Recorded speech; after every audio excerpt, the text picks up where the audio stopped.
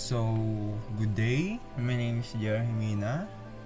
Then for today's video is I will teach you how to use domain user creation using VMware Workstation. Then first is punta tayo sa VMware Workstation and then punta tayo sa Tools.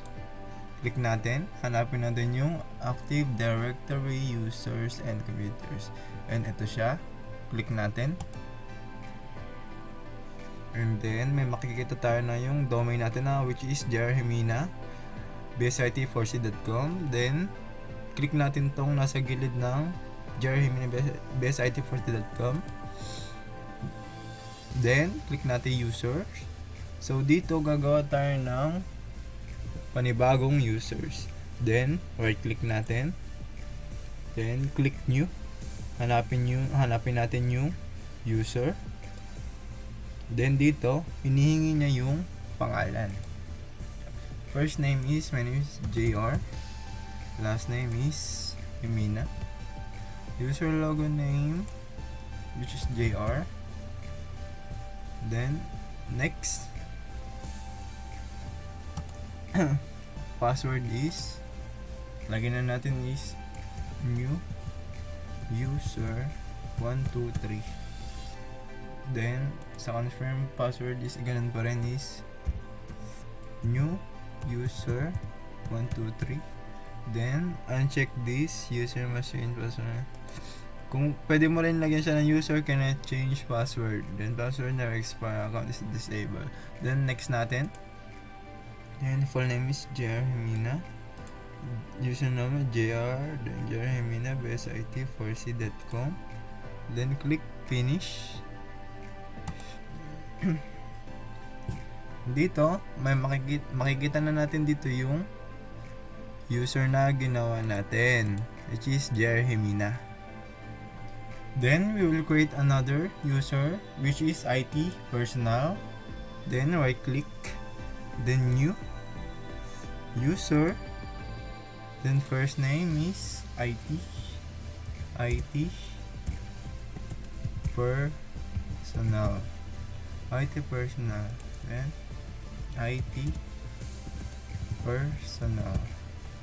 then click next. Password is IT user 123, then IT user 123. Then uncheck this, then click next. IT personal best IT4C, IT personal, then click finish. So here is the IT personal user.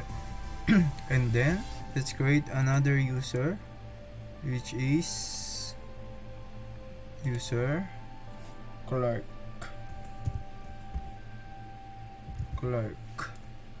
User logo name is clerk. Click next. Then the password is clerk user 123. Then clerk user 123.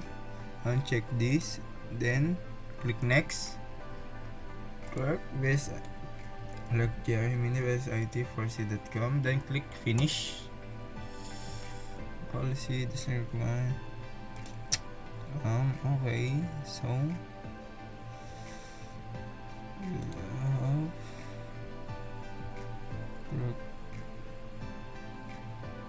personal. Next.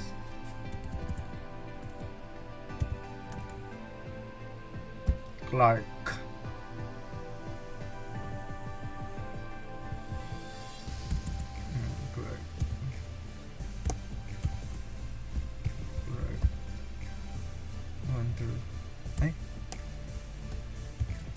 Clark user 123.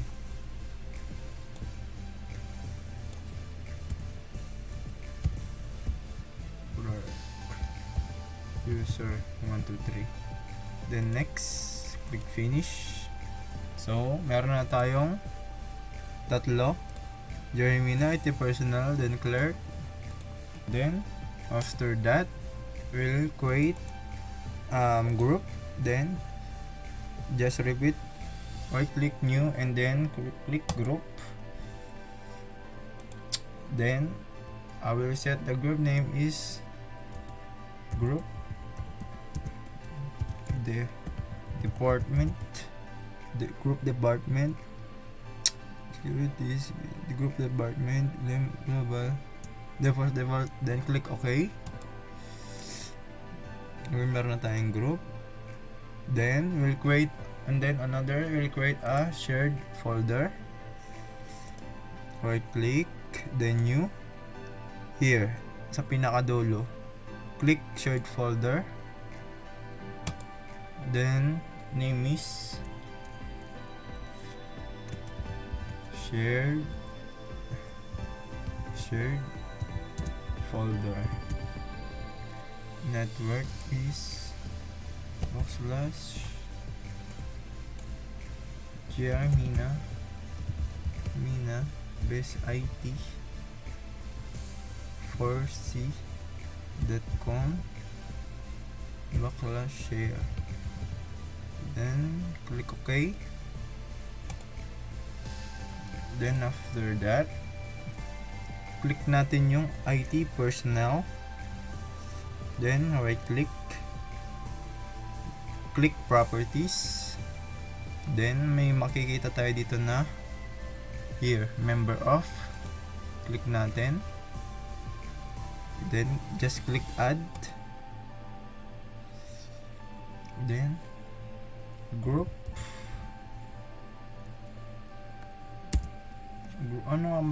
At least ulit yung ginawa natin kanina.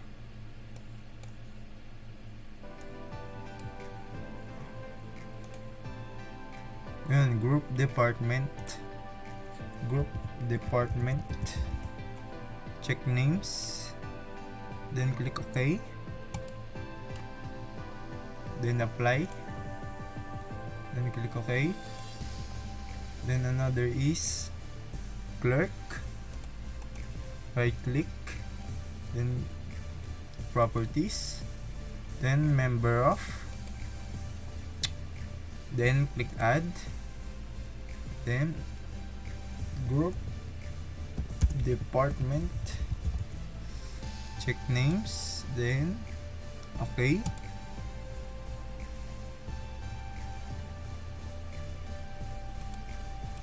Department, then apply, click OK. After that, check natin yung group na ginawa natin. Next is group department, is the security group.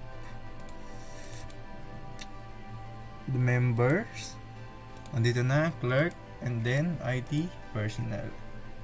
So that's it. It's our part of our activity, which is how to use domain user creation. Thank you.